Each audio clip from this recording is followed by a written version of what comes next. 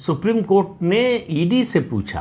अब आप देखिए, ईडी का मतलब सरकार की जांच एजेंसी, ईडी, और वहाँ अगर ईडी के वकील के तौर पर भारत सरकार के additional solicitor general SV Raju मौजूद हैं, तो एक तरह से सवाल सरकार से ही हो गया, क्योंकि अदालत सरकार से तो ऐसे सीधे सवाल पूछेगी नहीं। पूछा उनसे ये गया कि भाई ये छोटी मछलियों को क्यों पकड़ते हो, क्या उनसे यानी बड़ी मछलियों पर हाथ डालने से डर लगता है? तो डर किसको? जांच एजेंसी को तो कोई डर लगना नहीं चाहिए।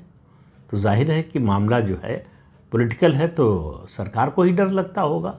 ये मैं अनुमान की बात कर रहा हूँ, लेकिन आप अपना निष्कर्ष निकालिए कि अगर अदालत ये कह रही है कि जांच एजेंसी छोटी मछलियों पर हाथ डाल रही है, बड़ी मछलियों पर हाथ नहीं डाल रही है, और कहा कि 12 आरोपी हैं, उन बाकी 11 को क्यों नहीं गिरफ्तार किया?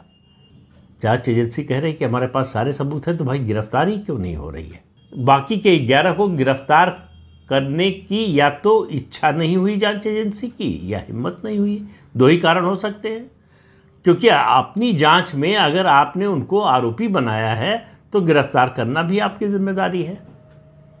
हाई कोर्ट गई थी इन्फोर्समेंट डायरेक्टरेट ये कहने के लिए कि हाई कोर्ट का जो फैसला है वो कानून के मुताबिक उचित नहीं है। सुप्रीम कोर्ट ने उसकी सुनवाई करने से सीधे मना कर दिया।